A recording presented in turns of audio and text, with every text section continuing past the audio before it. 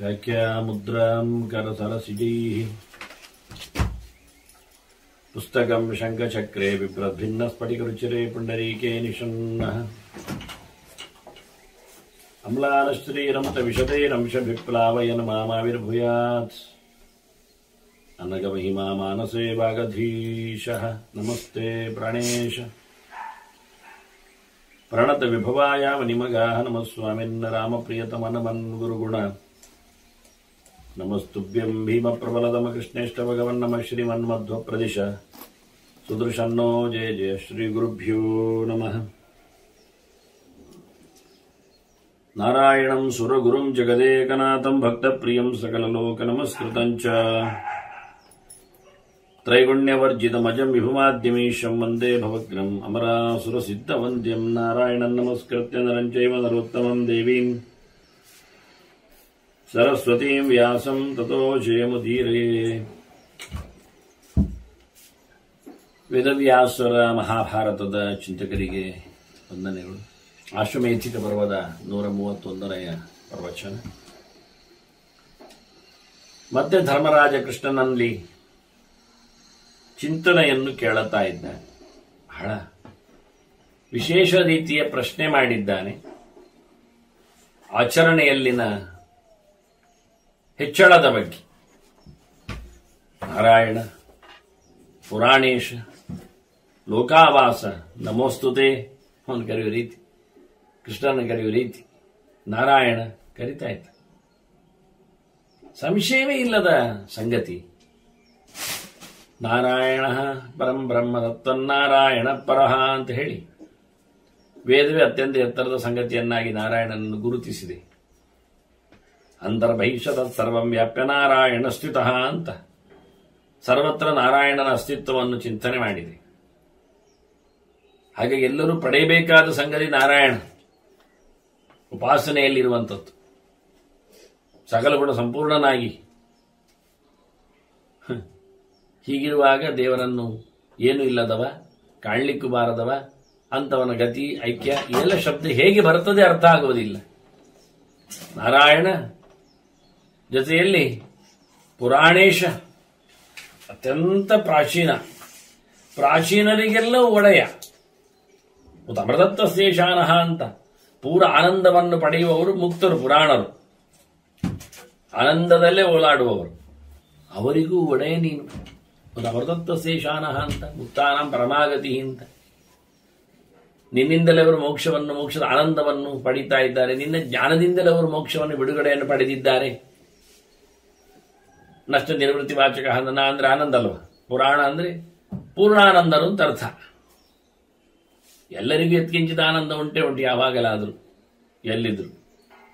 ಆದರೆ ಪರಿಪೂರ್ಣವಾದ, ಸ್ವರೂಪಭೂತವಾದ, ನಿರ್ದುಷ್ಟವಾದ, ಬಾಹ್ಯೇಂದ್ರಿಯಗಳಿಂದ ಅಲ್ಲದ ಅಂತಹ ಆನಂದದ ಅನುಭವ ಆಗುವುದು ಎಚ್ಚರದಲ್ಲಿ ಅಂದಾಗ ಅದು ಮುಖ್ಯವಾಗಿ ಮೋಕ್ಷ. ಹಾಗಾಗಿ ಪುರಾಣೇಶ ಕರೀತಾನೆ. ನೀನು ಎಷ್ಟು ಎತ್ತರದವ ಅಂತ. ಅತೀ ಹಳೆಯ ನಾರಾಯಣೋಮ ಇದಮಗ್ರಾಸೀತನ ಬ್ರಹ್ಮಾನ ಶಂಕರ ಅಂತ ಪುರಾಣೇಶ ಅಂದ್ರೆ ಹಾಗೆ ಅರ್ಥ. ಹಳೆಯವ ನೀನು, ಮೊದಲಿಗ. ನಿನ್ನಿಂದಲೇ ಎಲ್ಲದರ ಸೃಷ್ಟಿ, ನಿನಗಾರು ಇಲ್ಲ, ನೀನೊಬ್ಬನೇ ಅನ್ನೋದಾಗಿ ಪುರಾಣೇಶ ನಾರಾಯಣ ಲೋಕಾವಾಸ. ಹಳೆಯವನ ಹೇಳಿದ ತಕ್ಷಣ ಇಲ್ಲವೇ ಇಲ್ಲ ಅಲ್ಲ, ಎಲ್ಲೆಡೆ ಈಗಲೂ ತುಂಬಿದವ ನೀನೆ. ಈಶಾವಾಸ್ಯಮಿದಂ ಸರ್ವಂ ಹೇಳಿದಾಗೆ ಲೋಕಾವಾಸ. ಇಡೀ ಲೋಕವು ನಿನ್ನಲ್ಲಿ ನೆಲೆಗೊಂಡಿದೆ. ಇಡೀ ಲೋಕಕ್ಕೆ ನೀನೇ ನೆಲೆಯಾಗಿದೆಯಾ? ಎಷ್ಟೆಲ್ಲ ಬ್ರಹ್ಮಾಂಡಗಳು ಮುಗಿದೋಗಿವೆ, ಆ ಎಲ್ಲಕ್ಕೂ ಕಾರಣ ನೀನೇ. ಸೃಷ್ಟಿ ಮಾಡಿ ಅದರ ಒಳಗೆ ರಕ್ಷಣೆಗಾಗಿ ನೆಲೆಗೊಂಡವ. ತತ್ ಸೃಷ್ಟವಾದ ದೇವಾನು ಪ್ರಾವಿಶತ ಲೋಕಾವಾಸ ಅಂದ್ರೆ ಹಾಗೆ, ಯಾರಿಗೆ ಹೇಗೆ ಬೇಕೋ ಹಾಗೆ ಇಡೀ ಜಗತ್ತನ್ನು ಸೃಷ್ಟಿ ಮಾಡಿಕೊಂಡು ಜಡ ಜೀವಗಳ ಈ ವೈಭವಗಳಲ್ಲಿ ಅದಕ್ಕನುಗುಣವಾಗಿ ತುಂಬಿ ನಿಂತವ ನೀನು. ತತ್ರ ಸ್ಥಿತೋ ವಿಷ್ಣು ತತ್ತಚ್ಛಕ್ತಿ ಪ್ರಬೋಧಯನ್ ಏಕೇವ ಮಹಾಶಕ್ತಿ ಕುರುತೆ ಸರ್ವಮಂಜಸ. ಚೆನ್ನಾಗಿ ಹೀಗಾಗಿ ಅದನ್ನು ಚಿಂತನೆ ಮಾಡ್ತಾನೆ ನಾರಾಯಣ. ಎಷ್ಟು ಚೆನ್ನಾಗಿ ಪುರಾಣೇಶ, ಹೊಸ ಹೊಸ ಶಬ್ದಗಳಿದ್ದಾಗೆ. ಪುರಾಣೇಶ ಎನ್ನುವುದೊಂದು ಹೊಸ ಶಬ್ದಗಳು. ಲೋಕಾವಾಸ, ನಮೋಸ್ತುತೆ, ಏನ್ ಕೇಳಲಿಕ್ಕೆ ಇಷ್ಟೆಲ್ಲ ಶುರು ಮಾಡಿದ್ದು? ಶ್ರೋತುಮಿಚ್ಛಾಮಿ ಕಾರ್ಸ್ನೇನ ಧರ್ಮಸಾರ ಸಮುಚ್ಚಯಂ. ನನಗೆ ಧರ್ಮದ ಸಾರದ ಸಮುಚ್ಚಯ ಬೇಕು. ನಮಗೆ ತಂತ್ರಸಾರ ಸಮುಚ್ಚಯ ಎಲ್ಲ ಗೊತ್ತು, ಮಂತ್ರಸಾರ ಸಮುಚ್ಚಯ ಗೊತ್ತು. ಒಟ್ಟು ಮಾಡಿತ್ತು, ಸಂಗ್ರಹ ಮಾಡಿತ್ತು, ಉಂಡೆಯಾಗಿ ಸಿಕ್ಕಿದೆ. ಎಂಥದ್ದು? ಧರ್ಮದ ಸರ್ವಸ್ವ ನಮಗೆ ಸಿಗಬೇಕು ಸಮುಚ್ಚಯ. ಅದು ಸಾರದ, ಧರ್ಮದ ಸಾರದ ಸಮುಚ್ಚಯವನ್ನು ಕೊಡು. ಸಾರ ಸಂಗ್ರಹ ಒಟ್ಟು ಮಾಡಿ ನನಗೆ ಧರ್ಮಗಳಲ್ಲಿರ್ತಕ್ಕಂಥ ಅತ್ಯಂತ ಸಾರಭೂತವಾದದ್ದು, ಶ್ರೇಷ್ಠವಾದದ್ದು. ರಸಸಾರ ವರಶ್ಚೇತಿ ಅಂತ ಹೇಳಿ ಯಥೇ ಪರ್ಯಾಯವಾಚಕ ಅಂತ. ಸಾರ ಅಂದ್ರೆ ಅದರದ್ದು ಎಸೆನ್ಸ್, ಅತ್ಯಂತ ಗಟ್ಟಿಮುಟ್ಟಾದ ವಿಶೇಷವಾದ ಸಂಗತಿ. ಹಾಲಿನ ಸಾರ ಯಾವುದು? ತುಪ್ಪದ ಬಿಂದು, ಬಹಳ ಕಷ್ಟದಲ್ಲಿ ತೆಗಿಬೇಕು. ಹಾಗೆ ಕಬ್ಬಿನ ಜಲ್ಲೆಯ ಸಾರ ಯಾವುದು? ಕಲ್ಲು ಸಕ್ಕರೆ ತುಂಡು ತೆಗೆದಾಗೆ. ಹಾಗೆಲ್ಲದರ ಸಾರ, ಧರ್ಮಗಳ ಸಾರದ ತಿರುಳು.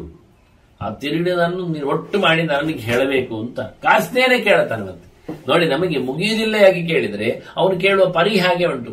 ಪೂರ ಹೇಳು ಕೃಷ್ಣ, ಸಂಗ್ರಹ ಮಾಡಿ ಹೇಳು, ಶ್ರೇಷ್ಠವಾದದ್ದನ್ನು ಹೇಳು, ಮತ್ತೆ ಪೂರ ಮಾಡಿ ಹೇಳು. ಪಿಂಡೀಕೃತಿ ಅಂದ್ರೆ ಒಟ್ಟು ಮಾಡಿ ಹೇಳೋದೊಂದು, ಒಟ್ಟು ಮಾಡಿ ಹೇಳಿದೆ ನನಗೆ ಕೇಳಬೇಕು ಅಂತ ಆಸೆ ಉಂಟು ಅಂತ ಹೇಳುತ್ತಾನೆ ಧರ್ಮರಾಜ. ಅದಕ್ಕೆ ಕೃಷ್ಣ ಆಯಿತು ಅಂತ. ಕೃಷ್ಣನಿಗೆ ಅವನು ನಾರಾಯಣ ಅಂತ ಕರೆದಿದ್ದಾನೆ, ನಮಗೊತ್ತು. ನರನಾರಾಯಣ ಯುವತೌ ತಾವಿವರ್ಜುನ ಕೇಶವ ಅಂತ ಹೇಳಿ ಸ್ವಯಂಭುವನಂತರದ ನರನಾರಾಯಣರೇ ವಯೋಸ್ಸದ ಮನಂತರದಲ್ಲಿ ಅರ್ಜುನ ಕೃಷ್ಣನಾಗಿ ಬಂದದ್ದು ಅಂತ. ಅದನ್ನು ನಾರಾಯಣ ಅಂತ ಕರೆದಿದ್ದಾನೆ. ಅವನ ಮೂಲ ಚಿಂತನೆ ಮಾಡಿದ್ದಾನೆ ಅಂತ. ಹಾಗಾಗಿ ಅವನು ಪುರಾಣೇಶ, ಬಹಳ ಹಿಂದಿನವನು ಎನ್ನುವ ಲೆಕ್ಕದಲ್ಲಿ ಕೃಷ್ಣ ಹೇಳಬೇಕು ಹೇಳುವಾಗ ಹೇಳುತ್ತಾನೆ, ಹಿಂದಿನವರು ಹೇಳಿದ್ದೇ ಹೇಳುತ್ತೇನೆ. ಪ್ರವಕ್ಷ್ಯಾಮಿ ಮನುಪ್ರೋಕ್ತಂ. ಅವನಲ್ಲಿ ಹೋದ ಸ್ವಯಂಭುವನವರೆಗೂ ಹೋಗ್ತಾನೆ. ವಯೋಸ್ಸತ ಮನುವಾಗಲಿ ಸ್ವಯಂಭೂ ಆಗಲಿ ನಮಗೇನು. ಇಲ್ಲಿ ಕೃಷ್ಣ ಅರ್ಜುನನೇ ಹೇಳುವೇನು ಹೇಳಿದ? ಇಮಂ ವಿವಸ್ವತೆ ಯೋಗಂ ಪ್ರೋಕ್ತವಾನ್ ಅಹಮವ್ಯಯಂ ವಿವಸ್ವಾನ ಮನಮೇ ಪ್ರಾಹ ಅಂತ ಹೇಳಿ ವಯೋಸ್ಸತ ಮನುವನ್ನು ಗುರುತಿಸಿದ. ಅಲ್ಲಿ ಈ ಮನ್ವಂತರಕ್ಕೆ ಮಾತಾಡಿದ್ದ. ಹಾಗಾಗಿ ಅದನ್ನೇ ಬೇಕಾದ್ರೆ ಇಟ್ಟುಕೊಳ್ಳುವ, ಪರವಾಗಿಲ್ಲ. ಈ ಮನ್ವಂತರದಲ್ಲಿ ಈ ಮನು ಹೇಳಿದವ ಅಂತ. ಆದ್ರೆ ಇವ ನಾರಾಯಣ ಅಂತ ಕರೆದಿದ್ರಿಂದ ಸ್ವಯಂಭೂವಾಡೆಗೂ ಹೋಗ್ತಾನೆ. ಇವ ಸೃಷ್ಟಿಯ ಆರಂಭದಲ್ಲಿನ ಕತೆ, ಮೊದಲ ಮನ್ವಂತರದ ಒಡೆಯನಲ್ಲಿ. ನಿನಗೆ ನಾನು ಹೇಳತ್ತೇನಪ್ಪ, ಮನು ಹೇಳಿದ್ದು ಹೇಳತ್ತೇನೆ ನಿನಗೆ. ಪುರಾಣೇಶ ಅಂತ ಕರೆದದ್ದಲ್ಲ, ಹಳೆಯವನು ಅಂತ. ಅದು ಹಳೆಯ ಚರಿತ್ರೆ ಬಿತ್ತರಿಸ್ತೇನೆ. ಮನು ಹೇಳಿತ್ತು ಪೌರಾಣಂ ಶ್ರುತಿ ಸಂಹಿತ. ಈಗ ಪುರಾಣೇಶ ಅಂತ ಕರೆದದ್ರಿಂದ ಹಳೆಯತ್ತು ಹೇಳಬೇಕೆಂದು ನೆನಪಾಯ್ತಲ್ಲ, ಹಳೆಯತ್ತೆ ಹೇಳುತ್ತೇನೆ ನಿನಗೆ. ಪುರಾಣಗಳ ಪುಟಗಳಲ್ಲಿ ಅವಿತು ಕೂದದ್ದನ್ನು ಹೇಳುತ್ತೇನೆ. ಪುರಾಣಗಳು ಆದ ತಕ್ಷಣ ಸುಮ್ಮನೆ ಅಡಗುಲಜ್ಜಿಯ ಕಥೆಗಳು ಅಂತ ತಿಳ್ಕೊಳ್ಳುವುದು ಬೇಡ. ಒಂದು ಕಾಲಲ್ಲಿ ನಿಂತಂತೆ 10,000 ವರ್ಷ ತಪಸ್ಸು ಮಾಡಿದ್ದಂತೆ, ಕೊನೆಗೆ ರಕ್ಕಸನು ತಪಸ್ಸು ಮಾಡುವಾಗ ಒಂದು ತಲೆ ಕಡಿದು ಹೋಮ ಮಾಡಿದ್ದಂತೆ, ಮತ್ತೆ ಮುಂದುವರಿಸಿದ್ದಂತೆ. ಇದೆಲ್ಲ ಹೇಗೆ ಸಾಧ್ಯ ರೀ? ಸುಮ್ಮನೆ ಕಥೆ, ತಮಾಷೆ, ಏನೋ ಸಾಂಕೇತಿಕ, ಇನ್ನೇನೋ ತಿಳಿಸಿಕೊಡ್ತಾರ ಅವರು. 10,000 ವರ್ಷ ಅಂದ್ರೆ 1,000 ವರ್ಷ, 1,000 ವರ್ಷ ಹೇಳಿದ್ರೆ 10 ದಿನ, ಹೀಗೆಲ್ಲ ಅರ್ಥ ಮಾಡುವ ಅಂತ. ಅದಕ್ಕೆ ಹಾಗೆ ಹೇಳಬೇಡ ಅಂತ ಹೇಳ್ತಾನೆ. ಶ್ರುತಿ ಸಂಹಿತಂ, ನಾನು ವೇದದ ಸಂವಾದ ಇರುವಂತದ್ದು, ವೇದ ಸೇರಿದ ಮಾತನ್ನೇ ಹೇಳ್ತೇನೆ. ವೇದಗಳ ಮಾತುಗಳು ಪುರಾಣಗಳಲ್ಲಿ ಬಂದಂತೆ. ಪುರಾಣ ಒಂದು ವೇದವೇ. ಇತಿಹಾಸ ಪುರಾಣ ಪಂಚಮೋ ವೇದಾನಾಂ ವೇದಃ ಅಂತ ಹೇಳಿ ಅದು 5ನೇ ವೇದ ಅಂತ ಹೇಳೋದಕ್ಕೆ ಸ್ಥಾನಮಾನವನ್ನು ಕಲ್ಪಿಸಿಕೊಟ್ಟಿದೆ ವೇದವೇ. ಅಂದ ತಕ್ಷಣ 5ನೇ ವೇದ ಅಂದ ತಕ್ಷಣ ವೇದವ್ಯಾಸರು ತಂದಿಟ್ಟದ್ದು ಬಹಳ ಕಡಿಮೆ ಮಟ್ಟದ್ದು ಅಂತ ಹೇಳಿ ತಿಳ್ಕೊಳ್ಬೇಡಿ. ವೇದಾದಪಿಪರಂಚಕ್ರೆ ಪಂಚಮಂ ವೇದ ಮುತ್ತಮಂ ಅಂತ ಅವರೇ ಹೇಳಿಕೊಳ್ತಾರೆ. ನಾನು ವೇದಕ್ಕಿಂತ ಮಿಗಿಲು ಮಾಡಿದ್ದೇನೆ. ಅದೇ ಹೇಗೆ ಮಿಗಿಲಾಗ್ಲಿಕ್ಕಾಗತ್ತೆ? ಸ್ಪಷ್ಟಾರ್ಥತಯ ಅಂತ ಒಂದು ಅರ್ಥ, ಸ್ಪಷ್ಟ ಹೇಳುವುದರಿಂದ ಅಂತ, ಒತ್ತಟ್ಟಿಗೆ ಹೇಳುವುದರಿಂದ ಅಂತ, ಮತ್ತೆ ಸಿಗುವುದರಿಂದ ಅಂತ. ವೇದಗಳು ಸಿಗ್ತಾ ಇಲ್ಲ. ಅನಂತಾವೈ ವೇದಾ, ವೇದಗಳು ಲೆಕ್ಕ ಇಲ್ಲದಷ್ಟುಂಟು, ಸಿಗುವುದು ಎಲ್ಲಿಗೆ? ಕಾಲಘಟ್ಟದಲ್ಲಿ ಕಳೆದು ಹೋಗಿದೆ. ಆದರೆ ಇದನ್ನು ನಾನು ಒಂದಕ್ಕೊಂದು ಪೋಣಿಸಿಕೊಂಡು ಪುರಾಣದ ಹೆಸರಿನಲ್ಲಿ ಕಟ್ಟಿ ಹಾಕಿ ಕೊಟ್ಟಿದ್ದಾರೆ. ಭಾರತ ವ್ಯಪದೇಶೇನ ಅಮನಾಯಾರ್ಥ ಪ್ರದರ್ಶಿತ. ಭಾರತ ಅಂತ ಹೆಸರು ಬರೆದದ್ದಷ್ಟೇ, ಆದರೆ ವೇದಗಳೇ ರಾಶಿ ಅದರಲ್ಲಿ ಇರು. ವೇದ ಅಂತ ಹೇಳಿದ್ರೆ ಮತ್ತೆ ಪುನಃ ಜನ ಮಡಿವಂತಿಗೆಯಿಂದ ದೂರ ಉಳಿತಾರೆ ಹೇಳಿ ಶಬ್ದ ಬೇರೆ ಮಾಡಿತ್ತು. ದೇಶದವರಿಗೆ ಇಂಬು ಕೊಡಲಿ ಹೇಳಿ ದೇಶದ ಹೆಸರಿನಲ್ಲಿ ಕರೆದದ್ದು ನೋಡಿ. ಮತ್ತೆ ಅದನ್ನು ದೇಶಕ್ಕೆ ಹೆಸರು ಮತ್ತೆ ಬಂದದ್ದು ಬಿಡಿ, ಗ್ರಂಥ ಮೊದಲಾಗಿದೆ. ಆದ್ರೂ ಗ್ರಂಥ ಮೊದಲಾದರೆ ಏನು ದೇಶ ಆದ್ರೂ ಒಟ್ಟೊಟ್ಟು ಆಗ್ತಾ ಇತ್ತು. ಆಗ ವಂಶದ ಹೆಸರಿನಲ್ಲಿ ಬಂದಾಗ ಅಂದ ದೇಶ ಹೆಸರು ಮೊದಲೇ ಇತ್ತು, ಸೃಷ್ಟಿಯಲ್ಲೇ ಬಂದದ್ದು. ಋಷಭನ ಮಗನ ಆಳ್ವಿಕೆಯಿಂದಾಗಿ ಅದಕ್ಕೆ ಮರುನಾಮಾಂತರ ಆದದ್ದು. ಆ ಬಳಿಕ ಈ ಪುರಾಣಗಳ ಭಾರತಗಳ ಇವತ್ತಿನ ಲೆಕ್ಕಾಚಾರದಲ್ಲಿ ನಮಗೆ ಪರಂಪರೆಗೆ ಪ್ರವಾಹಕ್ಕೆ ಸಿಕ್ಕಿತು. ಏನೇ ಇರಲಿ, ಭಗವಂತ ಬಹಳ ಚೆನ್ನಾಗಿ ಇಡೀ ವೇದಗಳ ಹತ್ತಿರದಲ್ಲಿರುವ ಹಳೆಯ, ತುಂಬಾ ಹಳೆಯ, ಅದರಲ್ಲಿಯೂ ಮನು ಹೇಳಿದ ಸಂಗತಿಗಳನ್ನು ನಾನು ಹಿಂಗೆ ಹೇಳುತ್ತೇನೆ ಅಂತ ಹೇಳ್ತಾನೆ ಕೃಷ್ಣ. ಒಂದೊಂದೊಂದೇ ಇದು ಇಂಡಿವಿಜುವಲ್ ವಿಷಯ. ಇಲ್ಲಿ ಅವನು ಕೇಳಿದ್ದು ಟೋಟಲಿ ನನಗೆ ಆಚರಣೆಯ ಬಗ್ಗೆ ಬೇಕಾದಂತಹ ಸಂಗತಿಗಳು. ಧರ್ಮ ಅಂದ್ರೆ ಆಚರಣೆಯಲ್ಲಿ ಇರತಕ್ಕ ಕರ್ಮ, ಯಾವುದರಿಂದಾಗಿ ನಮ್ಮ ಉದ್ಧಾರ ಆಗತ್ತೆ, ನಮಗೆ ಒಳ್ಳೇದಾಗತ್ತೆ ಅಂತಹ ಕರ್ಮಗಳನ್ನು ಪ್ರತಿನಿತ್ಯ ಆಗುವಂತೆಯೋ ಏನೋ ಹೇಳುವ ಹಾಗೆ ಕೇಳಿಕೊಂಡಿದ್ದಾನೆ. ಕೃಷ್ಣನಿಗೆ ಒಂದೊಂದೊಂದು ಬಿಡಿಬಿಡಿಯಾಗಿ ಹೇಳ್ತಾನೆ. ಒಂದು ಹೇಳ್ತಾನೆ, ಈಗ ಬೆಳಿಗ್ಗೆದ್ದೇನು ಯಾವಾಗಲೂ ಅಗ್ನಿಚಿತ್ ಕಪಿಲ ಸತ್ರಿ ರಾಜ ಭಿಕ್ಷು ಮಹೋದಧಿ ದುಷ್ಟ ಮಾತ್ರ ಆತ್ ಪುನಂತ್ಯೇತೆ ತಸ್ಮಾತ್ ಪಶ್ಯೇತ ತಾನ್ ಸದಾ. ದಿನ ನೋಡಬೇಕಾದ ಸಂಗತಿ. ಯಾಕೆಂದ್ರೆ ಅದನ್ನು ನೋಡಿದ್ರೆ ಸಾಕಂತೆ, ಪುಣ್ಯ ಬರ್ತದೆ ಅಂತ. ಹಾಗಾದ್ರೆ ಖುಷಿ ಆಯ್ತಲ್ಲ, ನೋಡಿ ಬಿಡುವ. ಕೆಲವರಿಗೆ ಕೆಲಸ ಮಾಡಲಿಕ್ಕೆ ಕಷ್ಟ ಆಗ್ತದೆ ಧರ್ಮಕರ್ಮ. ಅದಕ್ಕೆ ಕೃಷ್ಣ ಹೇಳ್ತಾನೆ, ಧರ್ಮಕರ್ಮ ಮಾಡ್ಲಿಕ್ಕೆ ಆಗೋದಿಲ್ಲ ಸರಿ, ಮಾಡಿಸ್ಲಿಕ್ಕೆ ಬರೋದಿಲ್ಲ ಸರಿ, ಮಾಡ್ಲಿಕ್ಕೆ ಹೇಳಲಿಕ್ಕೆ ಆಗೋದಿಲ್ಲ ಪ್ರೇರಣೆ. ಹಾಗಾದ್ರೆ ಒಂದು ಕೆಲಸ ಮಾಡು, ಏನು ನೋಡಿದ್ರೆ ಆಗ್ತದ ಅಂತ. ಅವ್ರು ನೋಡ್ಲಿಕ್ಕೆ ಉಂಟು ಹೇಳಿದೆ ಅಂತ. ಅಗ್ನಿಚಿತ್ ಹೋಮ ಮಾಡುವವನನ್ನು ನೋಡು. ಅಗ್ನಿಹೋತ್ರ ಪ್ರತಿನಿತ್ಯ ಅಗ್ನಿ ಕಾರ್ಯ ಮಾಡ್ತಾನಲ್ಲ, ಮನೆಯಲ್ಲಿ ಅಗ್ನಿ ಇಟ್ಟುಕೊಂಡು ಅದನ್ನು ಕಡೆದುಕೊಂಡು ಅದನ್ನು ಮೇಲೆ ಮಾಡಿಕೊಂಡು ಸಾಯಂಪರತ್ರ ಅಗ್ನಿಹೋತ್ರಂಜು ಹೋದಿಂದ ಹಗಲು ಬೆಳಿಗ್ಗೆ ಮತ್ತೆ ಸಂಜೆ ಅಗ್ನಿಹೋತ್ರ ಮಾಡ್ತಾನಲ್ಲ ಅಂತ ಅಗ್ನಿಹೋತ್ರಿಯನ್ನು ನೋಡು. ನೋಡಿದ್ರೆ ಸಾಕು, ಪುಣ್ಯ ಬರುತ್ತೆ ಹೇಳ್ತಾನೆ. ಅಗ್ನಿಜಿತ್ ಕಪಿಲ, ಇನ್ನು ದನ, ಕಪಿಲೆ ದನ, ಅದರ ಪ್ರಕಾರಗಳನ್ನೆಲ್ಲ ಹಿಂದೆ ಕೃಷ್ಣ ಹೇಳಿದ್ದಾನೆ. 7-8 ಪ್ರಕಾರ ಹೇಗೆ ಎಲ್ಲ ಇದೆ ಅಂತ ಹೇಳಿಕೊಂಡು, ಬಣ್ಣದ ಕಥೆ ಏನು ಅಂತ ಹೇಳಿಕೊಂಡು, ಅದು ಊರಿನಲ್ಲಿ ತಿರುಗುತ್ತೆ, ನಮ್ಮ ಊರಿನಲ್ಲಿ ಸಿಗುತ್ತೆ ಅಂತಹ ದನ, ಕಪಿಲ ದನ, ಕಪಿಲ ವರ್ಣತ್ವಾತ್. ಅದನ್ನು ನೋಡು, ದಿನ ಪುಣ್ಯ ಬರ್ತದೆ. ಅಗ್ನಿಜಿತ್ ಕಪಿಲ ಸತ್ರಿ, ಸತ್ರಿ ಅಂದ್ರೆ ಸತ್ರ ಮಾಡುವವ, ಯಜ್ಞ, ದೊಡ್ಡ ಯಜ್ಞ. ಸತ್ರ ಶಬ್ದಕ್ಕೆ ಬಹಳ ಹಿಂದೆ ಅರ್ಥ ಎಲ್ಲ ಕೊಡುವಾಗ ದಾತಾರೋ ಬಹವೋ ಯತ್ರ ದೀಯಂತೆ ಅಂತ ಹೇಳಿಕೊಂಡು, ಇಜ್ಜಂತೆ ದೇವತಾ ಯತ್ರ, ಬಹಳ ದೇವತೆಗಳಿಗೆ ಆಹುತಿ ಕೊಡಬೇಕು. ತುಂಬಾ ದಿನಸಗಳಲ್ಲಿ ಆಗತಕ್ಕಂಥ ಯಜ್ಞ, ತುಂಬಾ ಋತ್ವಿಜರೆಲ್ಲ ಸೇರಿರ್ತಾರೆ, ಬಹುಬಗೆಯ ದಾನ ದಕ್ಷಿಣೆಗಳು, ಊಟೋಪಚಾರಗಳು ಸಂದಾಯ ಆಗ್ತವೆ. ಇದಕ್ಕೆ ತತ್ಸತ್ರಂ, ಅದನ್ನು ಸತ್ರ ಅಂತ ಕರೀತಾರೆ. ಸತ್ರ ಅಂದ್ರೆ ಬಹಳ ದೊಡ್ಡ ಮಟ್ಟಿನಲ್ಲಿ ಆಗತಕ್ಕಂತಹ, 3 ಹೊತ್ತಿನಲ್ಲಿ ಆಗತಕ್ಕಂತಹ ಯಾಜ್ಞಿಕವಾದಂತಹ ದೊಡ್ಡ ಸಮಾರಂಭ. ಅದನ್ನು ನಡೆಸುವವ ಇದ್ದಾನಲ್ಲ, ಮಾಡುವವ ಇದ್ದಾನಲ್ಲ, ಅವನು ನೋಡಿದ್ರೂ ಆಗುತ್ತೆ. ಅದೊಂದು ವಿಶೇಷ. ಮತ್ತೊಂದು ಹೇಳ್ತಾನೆ, ಭಿಕ್ಷುಹು ಅಂತಾನೆ. ರಾಜ ಭಿಕ್ಷು ಮಹೋದಧಿ, ಊರಿನ ಅರಸನನ್ನು ನೋಡು. ಈ ಒಂದು ಮಾತಿತ್ತಲ್ಲ, ಕಪಿಲಾಂ ದರ್ಪಣಂ ಭಾನು ಭಾಗ್ಯವಂತಂಚ ಭೂಪತಿಂ ಅಂತ, ಆಚಾರ್ಯಂ ಅನ್ನದಾತಾರಂ ಪ್ರಾತಃ ಪಶ್ಯೇತ್ ಪತಿವ್ರತಾಂ ಅಂತ. ಬೆಳಿಗ್ಗೆದ್ದ ಕೂಡಲೇ ದನವನ್ನು ನೋಡಬೇಕು, ಕನ್ನಡಿಯನ್ನು ನೋಡಬೇಕು, ಸೂರ್ಯನನ್ನು ನೋಡಬೇಕು. ಹಾಗಾದ್ರೆ ಎಲ್ಲರೂ ನಾಳೆಯಿಂದ 8 ಗಂಟೆಗೆ ಹೇಳ್ತಾರೆ.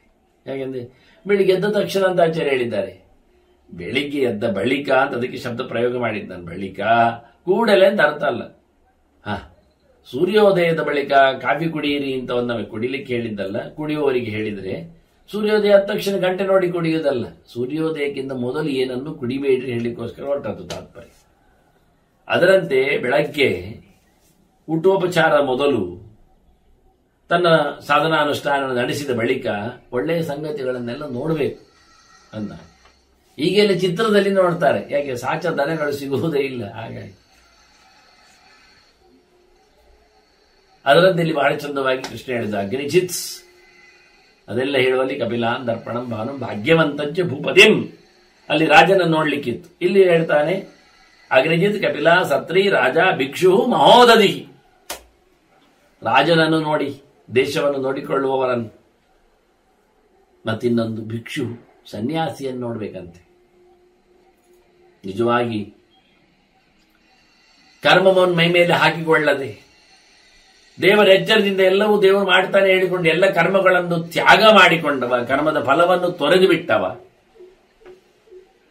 ಜೊತೆಯಲ್ಲಿ ವೈರಾಗ್ಯದಿಂದ ವೈರಾಗಿಯಾಗಿ 10 ಮನೆಗಳಿಗೆ ತೆರಳಿ ಹೊಟ್ಟೆ ತುಂಬಿಸಿಕೊಂಡು ಹೋಗುತ್ತಿರುವವನು ಭಿಕ್ಷು.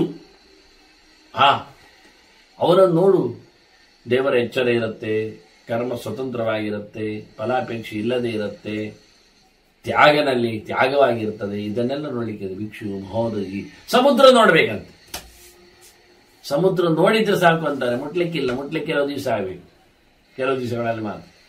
ಸಮುದ್ರ ನೋಡುವುದರಿಂದ ಬಹಳ ಪುಣ್ಯ ಬರುತ್ತೆ. ನಿಜವಾಗಿ ಸಮುದ್ರ ದಡಿಯಲ್ಲಿದ್ದವರಿಗೆ ಈ ಮಹತ್ತಿಗೆ ಇಲ್ಲ, ಅವರು ಈ ಮಹತ್ವ ದೃಷ್ಟಿಯಿಂದ ನೋಡುವುದಿಲ್ಲ ಅದನ್ನು. ಹಾಗಾಗಿ ಅಲ್ಲಿರತಕ್ಕಂತಹ ಹೊಟ್ಟೆಪಾಡಿನ ಕೆಲಸವನ್ನಷ್ಟೇ ಅವರು ನೋಡಿಕೊಳ್ಳುತ್ತಾರೆ. ಎಲ್ಲ ಹಾಗೆ ಕಮರ್ಷಿಯಲ್ ಹಾಲು ಮಾರುವವರು ದನದಲ್ಲಿ ಎಷ್ಟು ಪ್ರೀತಿಯನ್ನು ತೋರಿಸ್ತಾರೆ, ಎಲ್ಲಿ ನೋಡ್ತಾರೆ, ಎಲ್ಲಿ ಪ್ರದಕ್ಷಿಣೆ ಬರ್ತಾರೆ ಅದಕ್ಕೆ. ಹಾಗೆ ಇವೆಲ್ಲ ಬಹಳ ದೊಡ್ಡ ಧರ್ಮಸ್ಥಾನ ಹೇಳಲಿಕ್ಕೆ ಹೇಳಿದವನು ಕೃಷ್ಣ. ದೃಷ್ಟ ಮಾತ್ರ ಆತ ಪುನಂತಿಯತೆ, ನೋಡಿದ್ರೆ ಸಾಕು ನಮಗದು ಪಾಪವನ್ನು ನಿವೃತ್ತಿಗೊಳಿಸಿ ಉದ್ಧಾರ ಮಾಡುತ್ತದೆ. ಆದ್ದರಿಂದ ನಿತ್ಯ ಅದನ್ನು ನೋಡ್ಲಿಕ್ಕೆ ಉಂಟು ಅಂತ ಹೇಳ್ತಾನೆ. ಮತ್ತೆ ಈ ದಾನದ ವಿಷಯ ಬಂದಾಗ ಒಂದು ವಿಶೇಷವಾದ ಅಂಶ ಏನು ಕೇಳಿದ್ರೆ, ದನವನ್ನು ಸುಮಾರು ಜನರಿಗೆ ಹಂಚಿಕೊಡಬಾರದು ಅಂತ ಹೇಳಲಿಕ್ಕೋಸ್ಕರ ಬಹುನಾನ್ನ ಪ್ರದಾತವ್ಯ ಗೌಹು ವಸ್ತ್ರಂ ಶಯನಂ ಸ್ತ್ರೀಯ, ಹೆಣ್ಣನ್ನು ಅನೇಕ ಜನರಿಗೆ ಮದುವೆ ಮಾಡಿಕೊಡ್ಲಿಕ್ಕಿಲ್ಲ, ಬಟ್ಟೆಯನ್ನು 10 ಜನರಿಗೆಲ್ಲ ಹಂಚಬಾರದು. ಶಯ್ಯಾದಾನ ಕೊಡುವಾಗ ಹಾಸಿಗೆ, ಮಂಚ, ಬೆಡ್ಶೀಟ್, ಪಿಲ್ಲೋ ಕವರ್ ಅಲ್ಲೆಲ್ಲ ಒಬ್ಬೊಬ್ಬರಿಗೆ ಒಂದೊಂದು ಕೊಡುವುದಲ್ಲೆಲ್ಲ ಒಟ್ಟು ಸೇರಿ ಒಂದು ಶಯ್ಯಾದಾನ ಅಲ್ಲ, ಒಬ್ಬನಿಗೆ ಕೊಡುವಾಗಿರಬೇಕು. ಅದಂದ್ರೆ ದನವೂ ಹಾಗೆ ಪೂರ್ಣ ಅಲಂಕಾರವನ್ನು ಪಡೆದ ದನಕರು ಒಟ್ಟಿಗೆ ಒಂದೇ ಮನೆಗೆ ಒಬ್ಬನಿಗೆ ಕೊಡುವಂತೆ ಬರಬೇಕು ಅಂತ ಹೇಳ್ತಾನೆ. ಒಂದೊಮ್ಮೆ ಹಾಗೆಲ್ಲ ಪೀಸ್ ಮಾಡಿ ಬೇರೆ ಬೇರೆ ಜನರಿಗೆ ತುಂಡು ಹಾಗೆ ಹಂಚುವಂತೆ ಕೊಟ್ರೆ ತಾದೃಭೂತದ ತದ್ದಾನ ದಾತಾರನ್ನೋಪದಿಷ್ಠತೆ, ದಾನ ಮಾಡಿದ್ದವನಿಗೆ ಪುಣ್ಯ ಇಲ್ಲ, ಕೊಟ್ಟು ಪ್ರಯೋಜನ ಇಲ್ಲ. ಅದರಿಂದ ಸಂದರ್ಭಗಳಲ್ಲಿ ಅದನ್ನು ಹಂಚುವುದಲ್ಲ. ಕೆಲವೊಮ್ಮೆ ಪರಿಷತ್ತಿಗೆ ದಕ್ಷಿಣೆ ದಿಟ್ಟಾಗ ಹಂಚಿಕೊಳ್ಳಿಕ್ಕೆ ಇರ್ತದೆ ಸಮೂಹ ದಕ್ಷಿಣೆಗಳನ್ನು. ಇದು ಹಾಗಲ್ಲ, ಇದು ಒಬ್ಬನಿಗೆ ಸಂಬಂಧಪಡುತ್ತದೆ.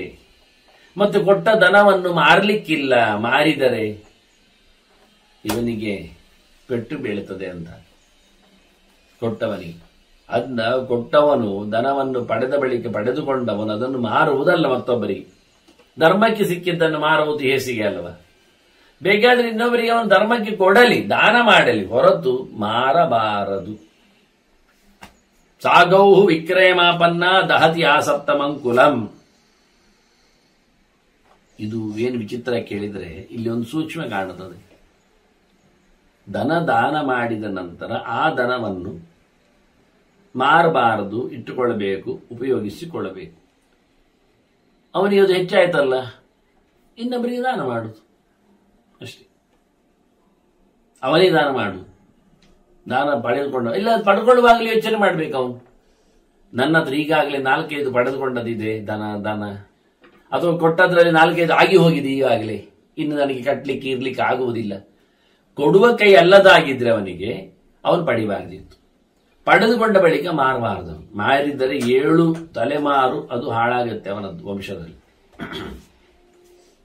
ಈಗೇನಾಗಿದೆ ಅಂದರೆ ಒಂದು 10-6 ದನಗಳನ್ನು ಕಟ್ಟಿಕೊಂಡಿರ್ತಾನೆ, ಯಾವುದೋ ಒಂದು ಸಂಘ ಸಂಸ್ಥೆ ನೋಡಿಕೊಳ್ಳುತ್ತದೆ ಅಂತ ಮಾಡುವ. ಈಗ ಗೋದಾನದ ಪರಿಸ್ಥಿತಿ ಏನಾಗಿದೆ ಅಂದ್ರೆ ಅಲ್ಲಿ ಹೋಗಿಕೊಂಡು ಅವರು ಚೀಟಿ ಬರೆಸ್ತಾರೆ, ನಮ್ಮ ಲೆಕ್ಕದಲ್ಲಿ ಒಂದು ಗೋದಾನ ಆಗಬೇಕು. ಸರಿ, ಆಗಲಿ, ನಿಮ್ದೆಂತ ಕಲ್ಪ ಕೇಳ್ತಾರೆ. ಕಲ್ಪ ಅಂದ್ರೆ ನಿಮ್ದೆಷ್ಟು ಪಗಾರ ಅಂತ, ನಿಮ್ದೆಷ್ಟು ಸಂಪಾದನೆ ಇದೆ, ನಿಮ್ಗೆ ಎಷ್ಟು ದಾನಕ್ಕೆ ವ್ಯವಸ್ಥೆ ಇದೆ, ಉತ್ತಮ ಕಲ್ಪವೋ, ಮಧ್ಯಮ ಕಲ್ಪವೋ, ಅಧಮ ಕಲ್ಪವೋ, ಅದೆಲ್ಲ ಅದೆಂತ ಕೇಳಿದ್ರೆ ಅದು ದನದಲ್ಲಿ ರೇಂಜ್ ಉಂಟು, ದನದ ರೇಟಿನಲ್ಲಿ ಹೆಚ್ಚು ಕಡಿಮೆ ಉಂಟಲ್ಲ ಹಾಗೆ. ಸರಿ, ದೊಡ್ಡ ಮಟ್ಟಿನದ್ದು ಹೇಳಿದ್ರೆ ಒಂದು ಎಷ್ಟೋ ಸಾವಿರ ಹೇಳುತ್ತಾರೆ.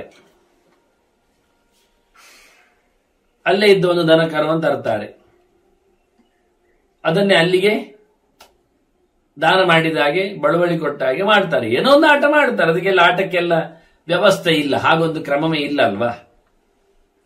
ಸಂಘ ಸಂಸ್ಥೆಗೆ ದಾನ ಮಾಡುವುದು ಒಂದು ಇರ್ತದ, ಅಲ್ಲಿ ಯಾರಾದ್ರೂ ಕೈಯಲ್ಲಿ ತಗೊಳ್ತಾನ? ಇಲ್ಲ. ದಾನ ಮಾಡೋ ಪ್ರೋಸೆಸ್ ಅಲ್ಲಿ ಆ ದನದ ಕರುವಿನ ಬಾಲವನ್ನು ಒಟ್ಟು ಮಾಡಿಕೊಂಡು ಕೊಡುವವ ಪಡೆದುಕೊಳ್ಳುವವನ ಕೈಯಲ್ಲಿ ಆ ದನದ ಬಾಲವನ್ನಿಟ್ಟು ವ್ಯವಸ್ಥೆ. ದನವನ್ನು ದಾನ ಮಾಡೋದು ಎತ್ತಿಕೊಡ್ಲಿಕ್ಕೆ ಬರುವುದಿಲ್ಲ ಅಲ್ವಾ, ಅದಕ್ಕೆ ದನವನ್ನು ದಾನ ಮಾಡುವ ರೀತಿಯಾಗಿದ್ರೆ ಬಾಲದಲ್ಲಿ ಅಂತ ಕ್ರಮ. ಈಗ ಸಂಘ ಸಂಸ್ಥೆಗಳಲ್ಲಿ ಇರತಕ್ಕ ದನವನ್ನು ದುಡ್ಡು ಕೊಟ್ಟು ಪರ್ಚೇಸ್ ಮಾಡಲಿಕ್ಕೆ ಬಂತಿವನಿಗೆ, ಕೊಡುವವನಿಗೆ, ದಾತೃವಿಗೆ. ಆದ್ರೆ ಕೊಡುವುದು ಯಾರಿಗೆ? ಅವ ಸಂಘ ಸಂಸ್ಥೆಗಳ ಕರಾರುವೇ ಇರ್ತದೆ. ನಾವು ಧನವನ್ನು ಇಲ್ಲಿ ಹೊರಗೆ ಮಾರುವುದಿಲ್ಲ, ಇಲ್ಲಿಯೇ ದಾನ ಮಾಡುವುದಾದ್ರೆ ಅವರಿಗೆ ನಾವು ಕ್ರಯ ಮಾಡುತ್ತೇವೆ, ತಗೊಳ್ತೇವೆ. ಅದು ಎಲ್ಲಿ ತಗೊಳ್ಳುವವನು ಯಾರಲ್ಲಿ? ದಾನ ಮಾಡುವ ದಾನಿ ಇದ್ದಾನೆ, ಪ್ರತಿಗೃಹಿ ಯಾರು? ಅದು ಸಂಸ್ಥೆಗೆ ಬಿಡುವುದು. ನೀವು ಬಿಡುವುದೊಂದಾಯ್ತು. ಅದು ಧರ್ಮಸ್ಥಳಿ ತಂದು ಕೊಟ್ಟದ್ದನ್ನು ಬಿಡುತ್ತಾರೆ, ಅವರು ಬಂದು ಬಿಡ್ತಾರೆ, ನೋಡಿಕೊಳ್ತೇನೆ ಹೇಳಿದ್ರಿಂದ ಅವರು. ಆಯ್ತು, ಅಲ್ಲಿ ಒಂದು ವಿಷಯ ಮುಗಿತಿರ್ಲಿ. ಆದ್ರೆ ಈಗ ಹೀಗೊಬ್ಬ ತಂದು ಕೊಟ್ಟ, ತನ್ನ ಕೈಯಲ್ಲಿದ್ದದ್ದನ್ನು ಏನು ತಾನು ನೋಡ್ಲಿಕ್ಕೆ ಆಗುದಿಲ್ಲ ಅಂತ ಸಂಘ ಸಂಸ್ಥೆಗೆ ಒಂದು ತಂದಿಟ್ಟ, ಒಂದು ದನವನ್ನು, ಒಂದು ಕರವನ್ನು, ಚಂದವಾದದ್ದನ್ನು ಕೊಟ್ಬಿಟ್ಟ. ಇದನ್ನು ಅವರು ನಾಳೆ ಮಾರುದಲ್ಲ ಇನ್ನೊಬ್ಬರಿಗೆ, ಉತ್ತಮ ಕಲ್ಪ ಅಧಮ ಕಲ್ಪ ಹೇಳಿಕೊಂಡು. ಇದು ಗೋದಾನ ವಿಧಿ ಎನ್ನುವುದುಂಟಲ್ಲ, ಇದು ಒಂದು ದೃಷ್ಟಿಯಿಂದ ನೋಡುವಾಗ ಗೋ ವಿಕ್ರಯದ ಕಥೆ ಆಯ್ತು. ಇವತ್ತು ದುಡ್ಡು ಕೊಟ್ಟು ಪಡೆದ ದನವೇ ನಾಳೆ ಇನ್ನೊಂದು ಕಡೆ ಇನ್ನೊಬ್ಬರಿಗೆ ದಾನಕ್ಕೋಸ್ಕರ ಅಲ್ಲೇ ನಿಲ್ತದೆ, ಅದೇ ಕೊಡ್ತದೆ, ಅದು ದುಡ್ಡು ಮಾಡ. ಅಂದ್ರೆ ಅವನು ಮತ್ತೆ ನಾಳೆ ಚೀಟಿ ಮಾಡಬಹುದು, ಪಟ್ಟಿ ಮಾಡಬಹುದು. ಒಂದು 8 ಚೇಂಬರ್ ಇದ್ರೆ ದನದ್ದು, ಆ ಚೇಂಬರ್ ಅಲ್ಲಿ ಬರಿಬಹುದು, ಇದಕ್ಕೆ 15 ಲಕ್ಷ ಕಲೆಕ್ಷನ್ ಆಗಿದೆ, ಅಂದ್ರೆ ಅಷ್ಟು ಜನ ಇದರ ಹೆಸರಲ್ಲಿ ದಾನ ಕೊಟ್ಟು ಹೋಗಿದ್ದಾರೆ ಅಂತ. ಪಡೆಯುವುದು ಕೊಡುದು, ಅದು ಕೋಣೆಯಿಂದ ಹೊರಗೆ ತರುವುದು, ಅದರ ಬಾಲ್ ಇಟ್ಕೊಳ್ಳುವುದು, ಕೊಡುವವ ಅಲ್ಲೇ ನೀರು ಚೆಲ್ಲುವುದು, ಒಳ ಕಳಿಸುವುದು. ಮತ್ತೆ ರಶೀದಿಯಲ್ಲಿ ಬಿಲ್ ಬರ್ತದೆ, ಅವನಿಗೆ ದುಡ್ಡು ಬೀಳ್ತದೆ.